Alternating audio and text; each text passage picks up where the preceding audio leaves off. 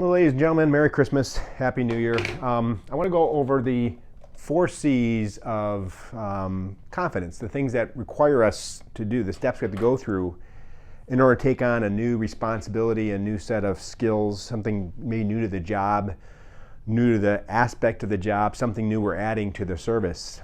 And when I'm looking at people struggling with, making the move forward, they really focus on the 4th C. So I want to go over these one at a time. So the first C, and they have to go in this order. There's really no other way they can go. In fact, if they go out of this order, usually screw up. So first thing when you're wanting to do something new or learn a new procedure or a new way of doing things, you got to make a commitment to make it happen. So nothing happens before you commit. It really doesn't. The second thing is you've got to have the courage to learn the things you need to do or get the additional skills you need to have or do the uncomfortable dealing with something that's new and out of the ordinary for you. And after that, it has the capacity. So without capacity, you can't move forward and be confident in something, but you can't get the capacity until you commit to do it in the first place, until you get the courage to get the capacity. And the last thing is confidence, okay? And this is where I see is the big problem.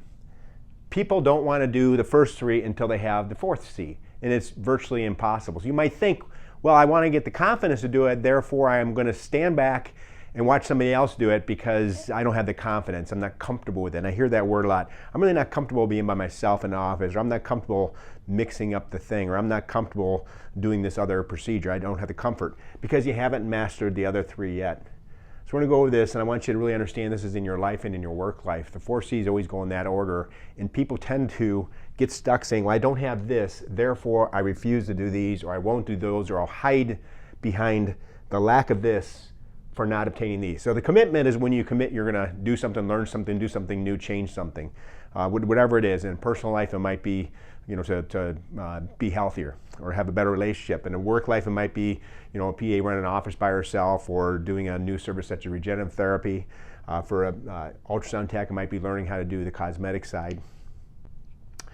So the commitment is when you decide, I'm going to do this, okay? And again, these other things won't happen until you commit that you're going to do it. And that's why a lot of times we set goals. I'm going to learn to do something by X.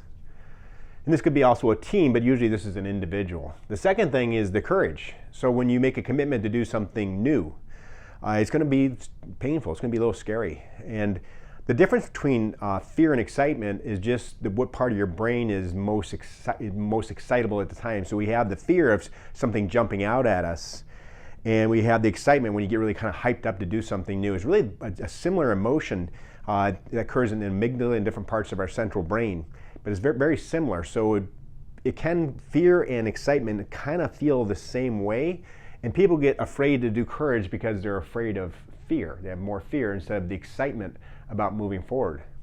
And the capability or capacity, I should say this is capability, not capacity. It could be either one, but they're the same thing. So the capacity or capability is where you learn the skills you need to do it. So if it's doing something interacting with people, it's learning the language you use and how you deal with objections. If it's doing a new service, it's learning the technical skills. If it's doing a new part of medicine, it might be learning all the background stuff you need to deal with complex situations. And confidence doesn't occur till these 3 are mastered. And I think when we're going forward, we're going to do a lot of growth in the company. I'm recording this at the end of 2022, week between Christmas and New Year's. And what I run into the most is people saying, well, I'm not comfortable doing that. I'm not confident with that yet. I haven't seen enough of them. I've been here a year and I still don't know how to do X or Y. And they're really stuck with not having the confidence. When they fail to master, they fail to get the commitment, or maybe they made it hollow. They didn't have the courage to move forward. Are you afraid of doing something new? They didn't get the capacity. During their work week, they found reasons not to go in the room and learn something new, not to make a deliberate effort from their to expose themselves to something that might be uncomfortable. You won't get the confidence until you master the other 3. So I want us to think about these 4 C's, even use that in our language when people say, I'm not comfortable with doing that. Well, did you even bother with the commitment? Yes. Do you have the courage to make a change? Well, I'm afraid I might screw it up. Okay, let's talk about that. Once that's over, do you have the capacity? Why did we not train on it? Why didn't you put yourself in the room to be exposed to that? So thank you very much. That's the 4 C's of growth.